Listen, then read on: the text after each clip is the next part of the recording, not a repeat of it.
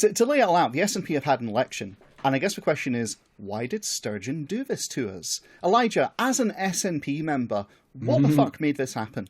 Yeah, why did you do this? What's wrong with you? Yeah, why is this your fault? Personally, fuck me. Why did you personally get Sturgeon to resign? We've all been too mean to her. I mean, the sort of general narrative that was going around from the usual suspects is that GRR, her pet project, has been a massive failure, and she's had to take that personally and on the chin, and she's resigned because of it. Was this the thing about the ferry? Is the case at all. No, the gender recognition certificate reform thing. I'm pretty sure it was a ferry. I think you'll find it was actually her deeply corrupt husband. Oh, right, yeah, Mrs. Murrell, as the fucking weirdo Yuns like to call her.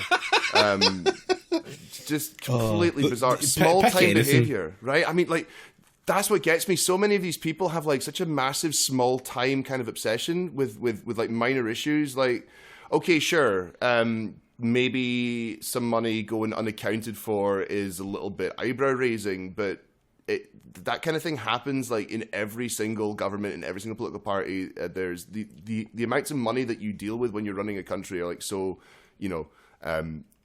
beyond the general imagination of like a household budget. It's kind of like the inverse of that, that usual trope about the national credit card.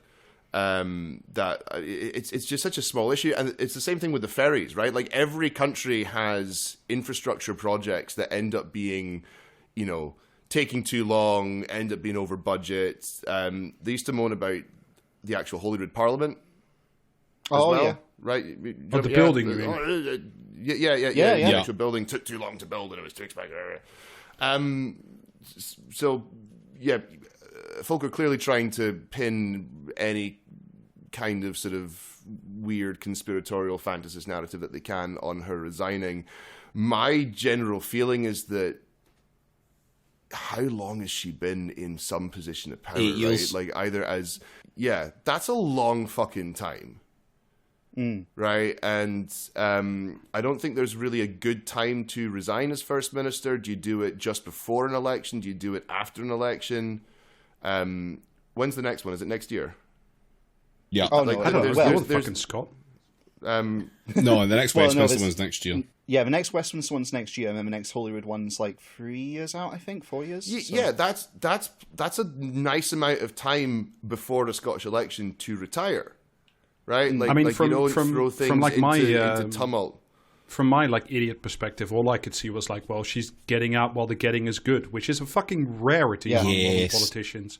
Like just knowing. Well, this is the thing. Like people kept saying that she's a very good and savvy politician, as if it's like this burn that they were using against her, which in some ways is true and is a burn, but like at the same time, yes, she does actually understand how the whole fucking system works. Yeah, she's not bad at operating within it.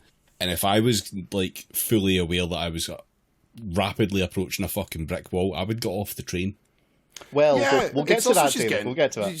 It's also just getting older, and you can easily look at people like Jacinda Ardern and see that they managed to sort of retire with a level of, kind of dignity and looks good for their overall kind of image and their legacy and stuff.